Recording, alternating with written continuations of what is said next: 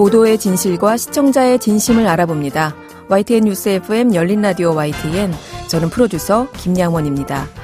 요즘 특검 하면 민주당이 발의하겠다고 나선 김건희 여사 특검법을 많이 떠올리시겠지만요. 실은 추석 연휴 직후에 매우 중요한 특검 수사 결과가 발표됐습니다. 군내 성폭력과 2차 가해의 진상을 드러낸 고 이해람 중사 사망사건 특검이죠. 특검 수사 결과 고인이 성폭력으로 고통받고 끝내 사망한 공군 내에서도 이를 관리하고 바로잡아야 할 국방부에서도 부실 수사와 무마하려는 시도가 끊임없이 있었다고 하죠. 여러 언론의 보도를 통해 사상 초유의 군 대상 특검을 발족시킨 이번 사건 미디어 비평에서 되짚어보겠습니다. 또 사상 첫 에미상 수상으로 한국 드라마의 위상을 드높인 오징어 게임 소식도 함께 이야기 나눠보시죠. 오늘 순서 바로 시작합니다.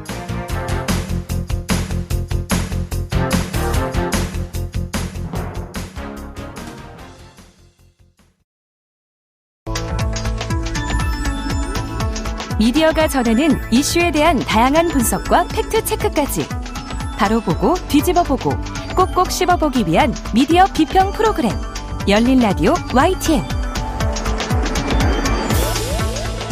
네, 한 주간 뉴스를 꼭꼭 씹어보는 시간 미디어 비평입니다. 오늘은 김원경 문쿨미디어 인권연구소장 전화 연결돼 있습니다. 소장님 나와 계세요? 안녕하세요. 네, 안녕하세요.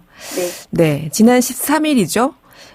고 이해람 중사 사망 진상규명을 위한 특검이 활동을 종료하면서 수사 결과를 발표했습니다.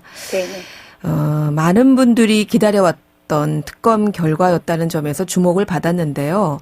이 고 이중사 특검을 계기로 해서 오늘은 군내 성폭력 사건과 관련한 현주소를 좀 짚어주신다고요? 네, 공군 29 전투비행단 이해람 중사 사망사건 관련한 군내 성폭력 및 2차 피해 등의 진상규명을 위한 특별검사 활동이 9월 13일 종료되었습니다. 제가 지금 풀네임을 읽어드렸는데 굉장히 길죠. 네. 이 특검은 이 중사가 세상을 떠난 지 1년 만에 출검할 수 있었고요. 100일간 활동을 했습니다. 이해람 중사는 2021년 3월 2일에 강제추행을 당했고 그해 5월 21일에 사망했습니다. 이 중사의 강제추행 신고 이후에 군사경찰은 4월 7일에 기소 의견으로 군 검찰에 송치를 했고요. 군 검찰은 이 중사의 부친으로부터 딸의 극단적인 선택이 우려된다는 탄원서까지 받았는데도 국방부로 사건이 이관될 때까지 가해자 소환조사조차 하지 않았습니다.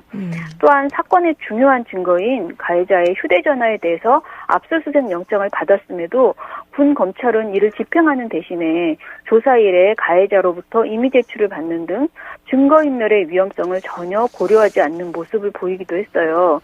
2021년 6월 1일 국방부는 공군으로부터 사건을 이관받아서 다시 약 120일가량 수사를 진행했습니다. 그 결과 성폭력 가해자인 장중사 등 25명을 입건하고 15명을 재판에 넘겼습니다. 하지만 이때에도 부실 초동수사 의혹을 받고 있는 군 경찰과 공군 지휘부는 증거 불충분으로 기소하지 않았기 때문에 봐주기 수사가 아니냐라는 지적이 일었습니다. 네. 예, 특검과 유족과 시민단체 그리고 이 사건에 슬퍼하고 분노한 많은 시민의 들끓는 요구 그리고 이 사건을 적극적으로 보도한 여러 언론사들의 노력 이 사건의 진상을 규명하자는 국회의 결정이 모아져서 어렵게 이룬 성과가 바로 특검이었습니다. 오죽하면 이 특검이 대한민국 사상 최초로 군을 대상으로 이루어지는 특검이라는 것입니다. 네. 따라서 저는 이 특검의 활동 내용보다도 활동했다는 그 자체만으로도 큰 의미가 있다라고 생각을 합니다. 네, 말씀하신 대로 대한민국 역사상 최초로 군을 대상으로 한 특검이었는데요. 네. 앞서 정리해 주신 대로 공군 내에서 이 사건을 한번 조사를 했고 네. 이것이 부실하다는 지적에 따라서 또 국방부에서도 조사를 했고 네. 그럼에도 불구하고 미진한 부분이 있다라는 네. 지적이 빗발치자 이 특검이 출범을 한 것인데요. 네. 자, 이 특검의 수사 결과는 어떻게 보셨습니까? 특검은 공군 법무관 출신 변호사 1명을 구속 기소하고 전익수실장 등 장교 5명, 군무원 1명, 그리고 성폭력 가해자인 장모 중사 1명 등 7명을 불구속 기소했습니다. 총 8명이 기소된 것인데요. 네. 상수한 기소 내용을 좀 보고 싶습니다. 먼저 성추행 가해자 장모 중사가 피해 신고 직후부터 나는 성추행하지도 않았는데 이 중사가 나를 고소했다라면서 다른 군인들에게 허위 사실을 유포했음이 확인되어서요. 특검이 장모 중사에 대해서 명예훼손 혐의를 추가해서 기소를 했습니다. 그리고 특검이 밝혀야 할 의혹 중에서 이 중사가 피해 사실을 상급자에게 보고했으나 사건을 덮자고 회유하고 분리 조치를 안 했다라는 내용이 있었는데요. 이와 관련해서 허위 보고와 은폐 시도는 분명히 있었고 이를 알면서도 징계를 요구하지 않았다는 이유로 20전 비대대장을 위계 공무 집행 방해와 직무유기로 기소했습니다. 네. 그리고 이 중사가 소속 부대를 옮긴 뒤에 전입 부대에서도 2차 가해를 수사하지 않은 군 검사가 직무유기로 그리고 이 중사와 관련한 헛담을 퍼뜨린 가해자와 또 20비 중대장이 명예훼손 혐의로 기소가 됐거든요. 네. 특히 이 중대장은 고인이 15특비 전입을 앞둔 상황에서 그 부대 중대장에게 이 중사가 이상하다, 20비 언급만 해도 고소하려 한다라는 등의 허위 사실을 유포해서 2차 가해를 했음이 밝혀졌습니다. 네. 그리고 군 검찰이 신속한 조사를 하지 않아서 이 중사의 극단적인 선택을 불러왔다는 비판이 있었는데요. 이와 관련해서 휴가 등 이유로 조사를 지연하고 상부에는 이 중사가 지연 요청을 했다고 허위 보고를 했으며 구속 여부를 검토하지 않은 군 검사에 대해서도 직무유기 혐의로 기소했습니다. 네. 그리고 가해자 영장심사 등 수사 정보를 전익수 실장에게 유출한 혐의로 군무원이 비밀 누설 혐의로 기소되었고요. 특검이 구성되기 이전에 전익수 실장이 압력을 행사해서 가해자 불구속 수사를 지휘했다는 의혹이 담겨있는 녹취록이 나왔었거든요. 네. 그래서 이에 대한 논란이 아주 뜨거웠었는데요. 특검은 중간조사 결과 발표에서 해당 의혹을 변호사가 조작한 것이다라고 발표를 했습니다. 따라서 전익수 실장이 초동수사 당시 장중사를 불구속 수사하도록 관여했다라는 의혹에 대해서는 근거가 없어서 사실이 아니다라고 결론을 내렸습니다. 다만 특검은 수사 무마를 위해서 영장 담당 검사의 위력을 행사했다는 혐의로 전 실장을 기소했습니다. 네. 자, 일단 이번 특검에서 발표한 수사 결과를 좀 정리를 해주셨고요. 네. 그런데 사실 좀, 충격적이었던 부분 중에 하나가 그 공군에서 이 외부 언론에 알리는 일을 담당하는 공보 담당이라고 하죠. 이 장교가 언론에 부적절한 정보를 제공하는 공보 활동을 했다. 이런 그 문제 제기도 있었거든요. 네. 근데 사실은 만약에 이게 사실이라면 공군 내에서 집단적으로 이 사건을 무마시키려고 했다. 이렇게 볼 수 있는데 이 의혹의 구체적인 실체는 좀 밝혀졌나요? 예, 저도 언론 비평을 하다 보니까 다른 분보다도 이 공보 담당 장교의 행위가 구체적으로 무엇인지 매우 궁금하고 우려되었습니다. 국방부의 2021년 10월에 내놓은 최종 수사 결과 발표에도 이와 관련된 내용이 있었습니다. 네. 국방부 발표에는요, 공군본부 공보정훈실의 G대령, H중령 이 두 사람이 직권남용 권리 행사 방해라는 혐의로 불구속 기소한다라는 내용이 나오거든요. 네. 그런데 여기 상세한 내용을 보면 비행단 부대원이 피해자와 통화하면서 녹음한 파일을 이 두 사람이 알고 있었다고 합니다. 그런데 공군에 대한 비난 여론을 반전시킬 목적으로 그 해당 부대원이 녹음 파일 제공을 거절하였음에도 불구하고 직권을 남용해서 제공에 동의하도록 했다는 것으로 적시되어 있었습니다. 네. 한마디로 의무가 없는 일을 하도록 강요했다라는 것인데요. 네. 이것의 구체적인 내용이 또 무엇인지, 그러니까 그 통화 녹음 내용이 무엇인지는 당시 또 밝혀지지 않았습니다. 네. 그런데 이번에 나온 결과를 보면 이중사 사망이 알려지면서 공군 비난 여론이 커지자 이 공군본부 공보담당 정모장교가 피해자는 부부 사이 문제 때문에 극단 선택이 된 것이다 라면서 3명의 기자에게 허위 사실을 전달하고 아까 제가 말씀드린 그 통화 내용, 통화 녹음 파일을 기자에게 주었다는 것입니다. 네. 특검팀은 심리 부검 조사를 해서 남편과의 불화가 아닌 성추행 및 2차 가해 때문이라고 결론을 내렸습니다.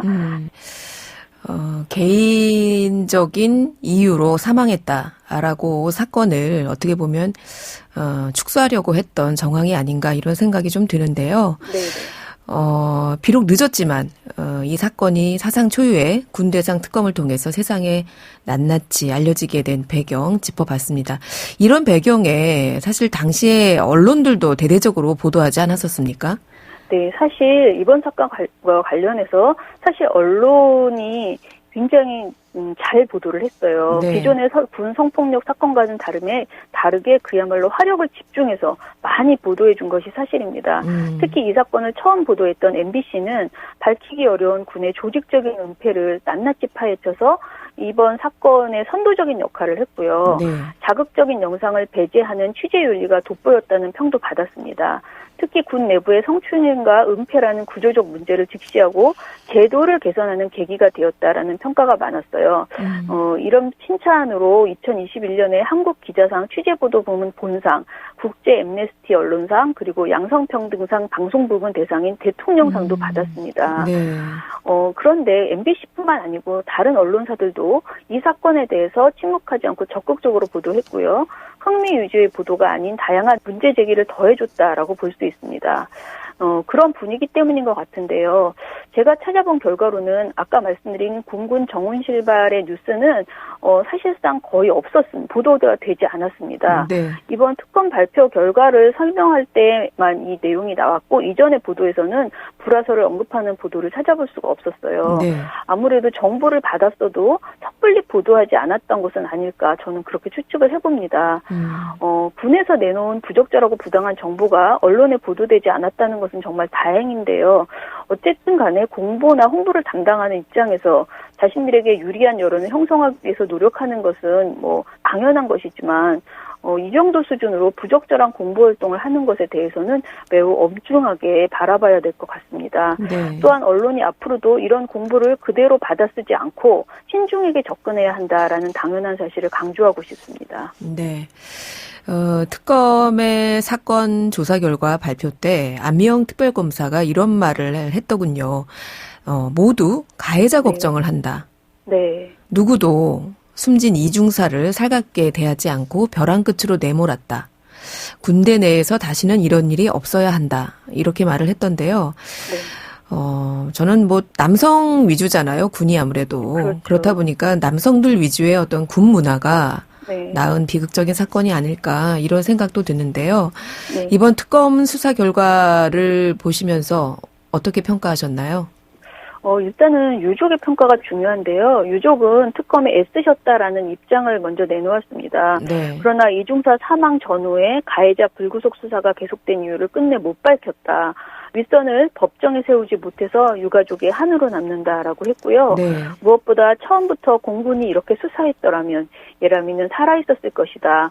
가해자들도 이미 합당한 처벌을 받았을 것이다라고 하셨습니다. 정말 가슴이 아픈 말이 아닐 수 없습니다.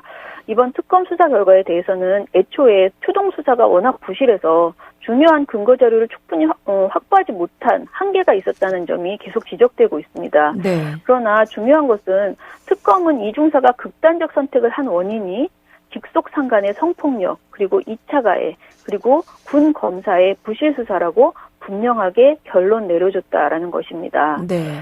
그리고 저는 이번 특검 조사 결과와는 별개로 이 사건의 이름에 대해서 좀 짚어보고 싶은데요. 네. PD님은 이 사건을 언론에서 어떻게 보도하고 있는지, 어떤 이름으로 부르는지 아시나요? 저도 앞서 말씀드렸지만 고 이해람 중사 사망 사건 이렇게 보통 줄여서 보도하고 있죠. 예, 그렇죠. 우리는 이제 줄여서 말하는 것을 굉장히 필요로 하는 사회다 보니까. 네. 그런데 이해람 중사의 부모가 피해자의 이름과 모습 그리고 부모님의 얼굴과 성함을 모두 공개하면서 이 사건의 진상을 규명해달라고 정말 간절하게 호소해왔기 때문에 우리가 이 사건에서만큼은 이해람 중사의 이름을 기억하는 것을 당연하다고 생각할 수 있습니다. 네. 하지만 사건의 명칭에 이 피해자의 이름을 넣는 것은 결코 바람직하지 않다라고 생각하고요. 네. 우리가 이 사건을 부를 때 이해람 중사의 이름만 넣어서 줄여서 부를 경우에 그 이해람 중사라는 사람만 남게 되지 않을까. 사건의 본질이 잊혀지지 네. 않을까 그런 생각을 합니다. 네. 그런 의미에서 특검에 대해서도 말씀드리면 이 특검의 정확한 명칭 제가 아까 읽어드린 대로 공군 29 전투비행단 이해람 중사 사망사건 관련 군내 성폭력 및 2차 피해 등의 진상규명을 위한 특별검사입니다. 이 이름을 지을 때 얼마나 많은 고심을 했는지 저는 느낄 수가 있었어요. 네. 보통 이렇게 사망 사건이나 성폭력 사건이 있을 때 피해자의 이름만 남는 이런 네. 사건명에 대해서 여러 차례 저희 미디어 네. 비평에서 지적을 했었는데 네. 이번에는 물론 유가족들이 오죽 애끓는 심정이었을까마는 네. 이름을 밝히더라도 우리는 더 철저하게 수사를 하고 싶다라고 네. 말씀을 하셔서 이렇게 하긴 했지만 그렇습니다. 이 부분을 조금 저희가 간과했던 것 같네요. 네네. 자, 그런데 최근에 이 이해람 중사가 있던 부대에서 같은 부대에서 네. 또다시 그 여군에 대한 성추행 사건이 있었죠. 네. 군인권센터 부설의 군 성폭력 상담소가 이 내용을 폭로했는데요. 네. 이해람 중사가 마지막으로 근무했던 공군 제15특수임무 비행단에 근무 중인 그 가해자 준이가 올해 1월에서 4월에 20대 초반의 여군 하사에게 지속적으로 성추행을 저질렀다라는 것입니다. 네. 그런데 당황스럽게도 성폭력 사건을 신고한 후에 이를 수사하던 군사경찰이 피해자가 확진자 격리 숙소에 갔다는 이유로 피해자를 주거침입과 근무 기피 목적 상해 혐의로 입건을 했습니다. 성폭력 피해자라고 신고한 여군 하사를 네. 다른 사건으로 또 분류해서 가해자로 네. 군 경찰에 입건을 한 거예요? 예, 그렇습니다. 이거 굉장히 이례적인 일인데요. 네. 이것에 대해서 국가인권위원회가 입장을 내놨습니다.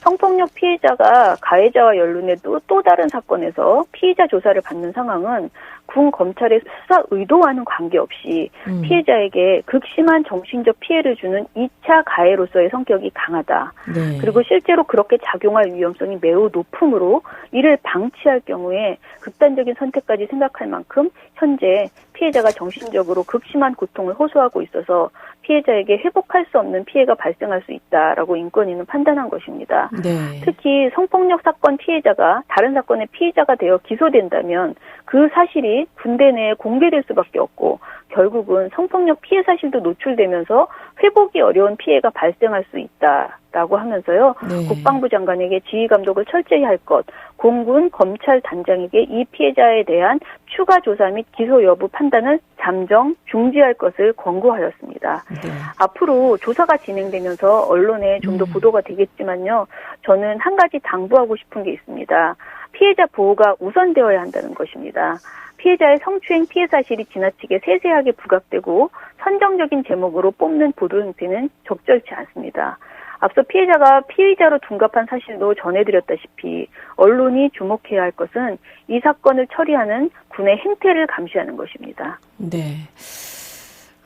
이 사건이 던진 우리 사회의 파장이 매우 컸잖아요. 근데 네. 그럼에도 불구하고 공군 내에 또 같은 부대에서 하필이면 또 성추행 사건이 발생을 했는데 네. 그럼에도 불구하고 글쎄요. 우리가 수사 과정을 좀 더 지켜봐야겠지만요. 똑같은 전철을 되밟지 않았으면 합니다.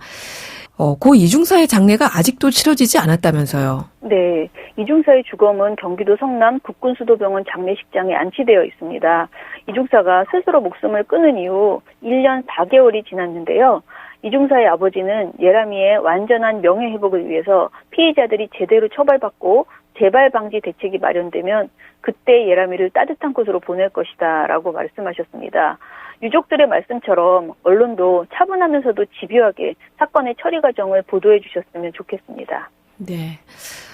1년이 훨씬 넘는 시간 동안에 유족들의 그 고통이 얼마나 클까 그런 생각이 드네요. 네. 알겠습니다. 오늘 말씀 여기까지 듣겠습니다. 고맙습니다. 감사합니다. 네, 지금까지 김원경 뭉클미디어 인권연구소장이었습니다. 진실을 전합니다. 진심을 다합니다. 시청자 여러분의 목소리에 귀 기울이는 YTN 뉴스 FM 열린 라디오 YTN 토요일 저녁 8시 20분과 일요일 밤 11시 20분에 방송됩니다. 네, 이번에는 YTN 라디오 프로그램들을 모니터링하고 평가해 보겠습니다. 오늘은 박채린 시청자평가원 전화 연결돼 있습니다. 평가원님 안녕하세요.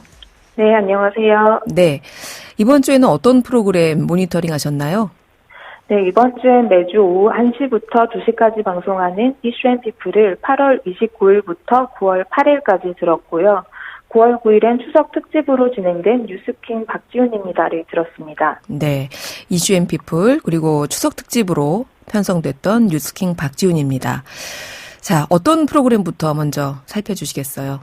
네, 이슈앤피플부터 살펴볼 텐데요. 지난 2주간은 국민의힘의 새 비상대책위원회 출범과 당헌 개정안 이슈, 영부인 김건희 씨의 논문 검증, 이재명 더불어민주당 대표에 대한 검찰의 출석 요구 등의 뉴스로 뒤덮였다고 할 수 있습니다. 시사 프로그램인 만큼 이런 소식을 주요하게 다룰 수밖에 없는데요. 하지만 2주 동안 동일한 주제로 이어지면서 같은 분석이 반복되지는 않았는지, 놓친 다른 이슈는 없는지 되짚어볼 필요는 있습니다. 지난 2주간 이슈앤피플은 특히 하루도 빠짐없이 국민의힘의 비대위 관련 소식을 EMP 인터뷰 등에서 비중 있게 다뤘습니다. 8월 29일엔 첫 번째 코너인 4가지 뉴스에서 보도한 뒤에 EMP 인터뷰, 아젠다 대 프레임 코너에서도 상당 분량을 할애했고요. 다음 날인 30일에도 4가지 뉴스, 박앤장 토론사무소도 연달아 다뤘습니다. 모든 코너에서 빠짐없이 다룬 날이 꽤 있었습니다. 2주 동안 비대위 출범 진행 상황을 단순 전달한 것을 제외하고 분석 내용을 살펴보면 시간이 흐를수록 중복되는 것이 많아졌습니다. 큰 틀에서 보면 각각의 내용이 크게 다르지 않아서 2주 동안 들어야 할 내용인가 하는 의문이 들었습니다.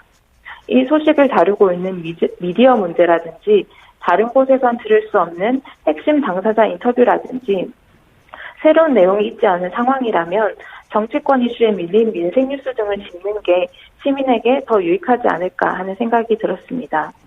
뉴스킹 박지훈입니다의 추석 특집 방송에 대해서도 비슷한 지적을 하고 싶습니다. 이날 추석 특집 방송은 청취자 전화 연결도 하고 진행자가 직접 노래를 부르는 등 추석 분위기가 나서 저도 재밌게는 들었는데요. 하지만 내용은 정치권 공방 내용이 대부분이었습니다. 이날 출연한 김준일 뉴스톱 대표는 인플레이션 감축법 등 이런 것은 정부가 정말 잘못한 것이라며 이런 걸 다뤄야 하는데 뉴스킹도 안 다룬다, 민생이 실종됐다라는 지적을 하기도 했습니다. 이슈앤피플의 경우 4가지 뉴스에서 중요한 사건 사고나 민생 이슈를 다루긴 하는데요. 짧아서 아쉬울 때가 많았습니다. 예를 들어 8월 31일 론스타 분쟁 결과가 당일 나온다고 짧게 소개했는데요. 론스타 분쟁이 어떤 내용인지 설명도 부족했고 다음날 방송에선 어떤 판결이 나왔는지 알려주지 않았습니다. 어마어마한 배상금을 국민 세금으로 내야 하는 중요한 사건인데도 언급하지 않는 걸 보고 소재를 고를 때 정치권 공방에 과도하게 집중해 있는 건 아닌가 하는 생각이 들었습니다. 네. 그래요. 대통령과 여야 정당 지지율만 박스권에 갇힌 게 아니라 정치 이슈도 또 이를 다루는 저희 시사 프로그램도 왠지 좀 갇혀 있는 것 같다라는 지적이신 것 같아요. 네. 덧붙여서 또 모니터링 하신 내용이 있을까요? 네, 지난 9월 8일 방송된 이슈앤피플의 인터뷰에 대해 지적할 내용이 있습니다. 이날은 윤석열 대통령의 멘토로 불리는 심평 변호사가 출연했습니다. 지난 8월 20일 뉴스 정면 승부에도 심평 변호사를 섭외했었는데요. 그때 들으면서 멘토의 이점이 잘 보이지 않는다는 생각을 했습니다. 쓴소리보다는 근거가 부족한 상태에서 윤 대통령을 옹호하는 듯한 발언이 많았기 때문입니다. 이날 인터뷰에서도 영부인 김건희 씨의 논문을 본 적이 없다면서도 그 정도 표절은 흔하다라거나 논문 검증단에 소속된 일부 교수의 정치적 성향을 문제 삼았습니다. 이날 검증 기자회견에서 각 분야의 전문가들이 확인했다고 내놓은 결과에 대해서는 전혀 언급하지 않았습니다. 국민적 관심사인 이슈에 대해 여러 목소리를 담는 건 필요합니다.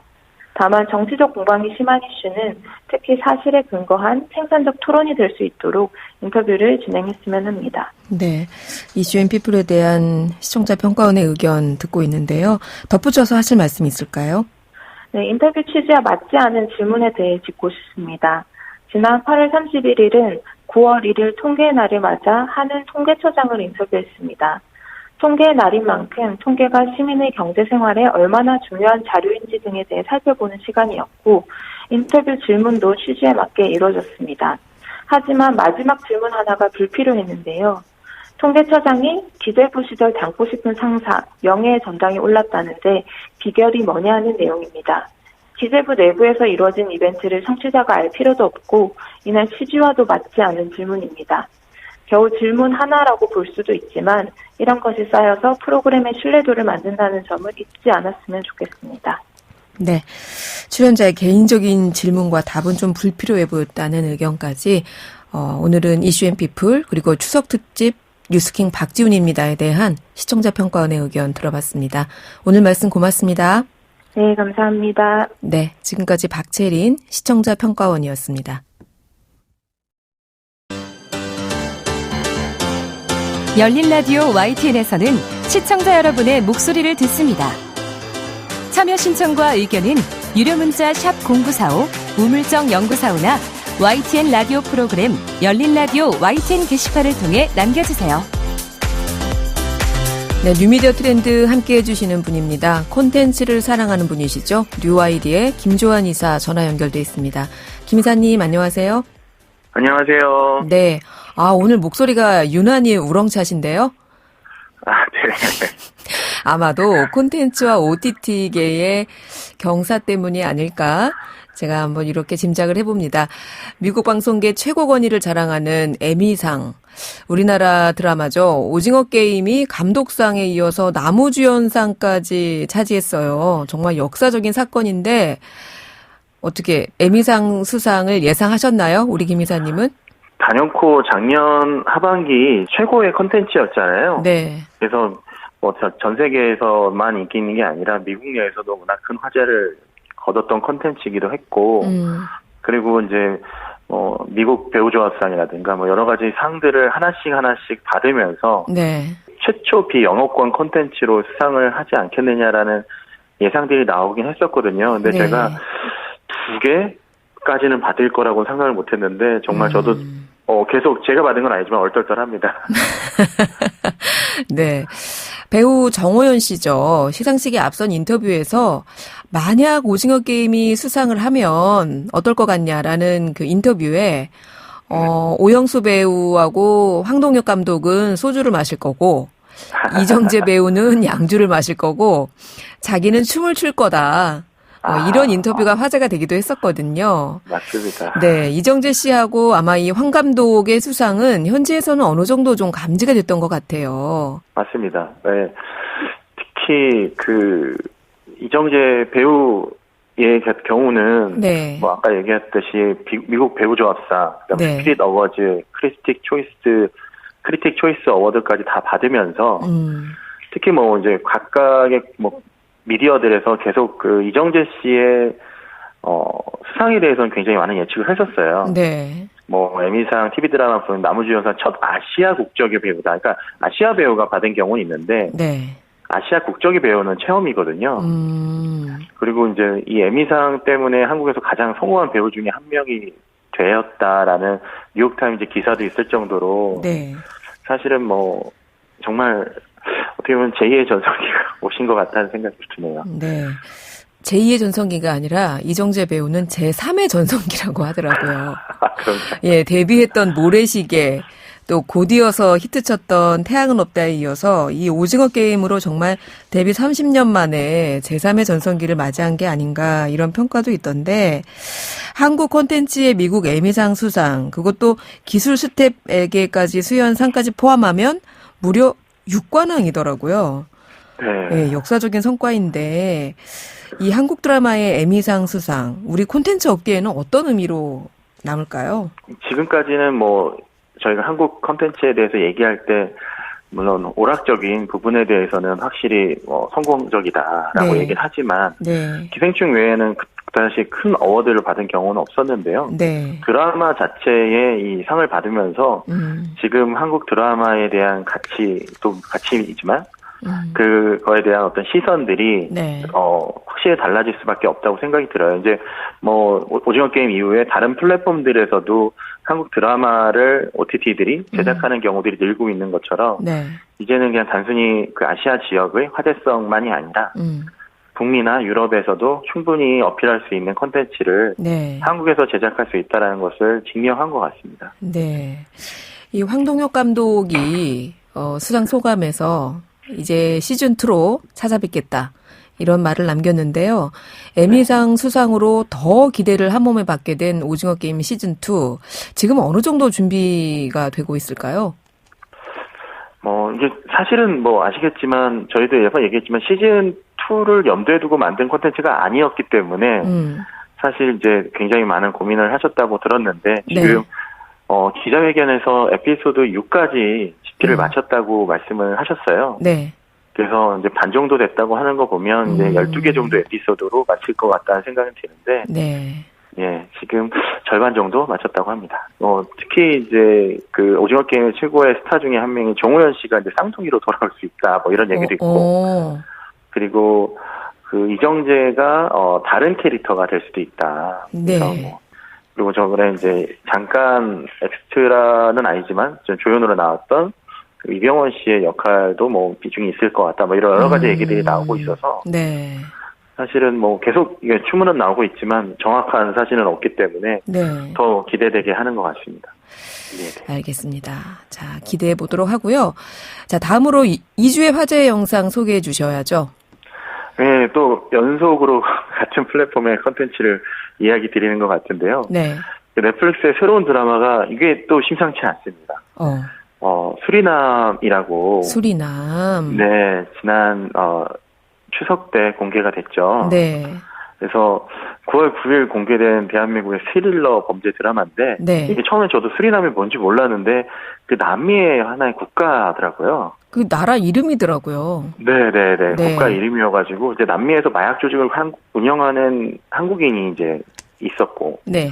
그 정부의 비밀을 파헤치는 사업가가 합류해서 이게 실제로 이게 실화라고 하더라고요. 그래서 네. 그 마약왕을 잡게 되는 마약왕이 된 한국인 조봉영의 실화를 바탕으로 한다고 합니다. 네. 수리남.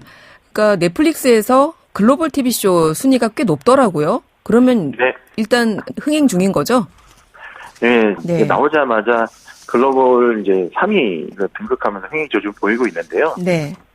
뭐 아시겠지만 지금 1위는 아직도 그 이상한 변호사 우영우가 를 차지하고 있고, 네. 지금 수리남이 따라가고 있는 추세입니다. 그래서 네. 그 14일 온라인 동영상 서비스 집계 사이트인 플릭스펙토르에 따르면 네. 글로벌 톱 3를 차지했고요. 그리고 이제 뭐 한국을 비롯해서 바하마스, 홍콩, 케냐, 모로코, 싱가포르 뭐 이런 아시아 국가들에서도 네. 1위를 기록했고 미국에서도 이제 5위까지 올라간 상태입니다. 네. 지금 11개국에서 톱10을 기록하긴 했는데 아직 그렇게 반응이 크지 않다. 네. 그래서 뭐 오징어 게임이 이렇게 못 미칠 것 같다라는 얘기는 했지만 이게 오히려 뭐 뒷심이 조금 있는 컨텐츠라고 좀 보여져요. 네. 그래서 좀 한번 기대해 볼 만하지 않나라고 생각합니다. 워낙 오징어 게임은 코로나 때 그 컨텐츠가 계속 생산되지 못하고 있던 그 틈새에 정말 킬러 컨텐츠가 나왔기 때문에 전 세계가 한 번에 확 몰아서 본 경향이 있는데요. 네. 지금은 많은 컨텐츠들이 이미 쏟아지고 있는 상황에서도 이 정도 인기를 끌고 있다는 것 자체는 굉장히 좋은 징조가 아닌가. 네, 징조 아닌가 생각이 듭니다. 그렇죠. 근데 오징어 게임 같은 경우에는 배우 이정재 씨를 제외하고 다른 분들은 사실 우리가 잘 몰랐던 배우들이 많이 등장했잖아요. 맞습니다. 그런데 이 수리남에 보니까 하정우 씨를 포함해서 정말 캐스팅이 화려하던데요. 네, 지금 뭐 우리가 알만한 배우들은 다 나온다고. 다 나오죠. 네. 네, 홍콩 배우죠. 장첸 씨도 나오고. 장첸도 나오더라고요. 네, 그리고 넷플릭스 공무원이라고 요즘 불리고 있는 박혜수 씨. 아, 그래요? 박혜수 씨 별명이 넷플릭스 공무원이에요? 네, 왜 그러냐면 지금 거의 모든 넷플릭스 오리지널에 출연을 하고 계세요. 아, 그러네. 틀었다 하면은 나오시는구나. 네, 방금 전까지 저희가 한번 언급을 했었던. 그쵸. 오징어 게임에서도. 네, 오징어 게임도 있고, 그다음에 종이의 집에서도 나오시고. 종이의 집에도 나오시고. 네. 거의 모든 작품에 나온다시피 하고 있고요. 네. 특히 뭐, 황정민 씨는 넷플릭스 오리지널 처음 나온 것 같은데. 네. 굉장히 회연을 펼쳤고, 유연석 씨, 그리고. 그래요. 이번에 또 조우진 씨가 또 굉장히 주목을 받고 있습니다. 그렇더라고요. 그래서 조우진 씨의 그, 이미지와는 다른. 네. 어떻게 보면 이 사람의 이야기가 궁금하다. 그래서 네. 별도의 시리즈를 만들어주면 안 되냐라는 얘기가 나올 정도로 네. 캐릭터 하나하나의 스토리가 궁금해하다는 얘기들이 많아서 네. 이거 좀 오래 가지 않을까라는 생각을 하고 있습니다. 네. 지금 언급하신 분들 보통 영화에서 이분들 한 분만 나와도 와, 대박이다 싶은데 이분들이 모두 나오는 드라마예요. 맞습니다. 네. 저도 아직 못 봤지만 이번 주말에 꼭 좀 봐야겠습니다. 예, 저희가 오징어 게임의 그 수상 소식부터 시작을 했는데 이제는 뭐 오징어 게임 또 BTS 영화 미나리에 이어서 정말 OTT 출연으로 한류 4기가 시작됐다. 이런 분석도 있던데 한류 콘텐츠 앞으로도 정말 화이팅입니다. 오늘 말씀 여기까지 들을게요. 네, 감사합니다. 네, 지금까지 뉴아이디의 김조한 이사였습니다.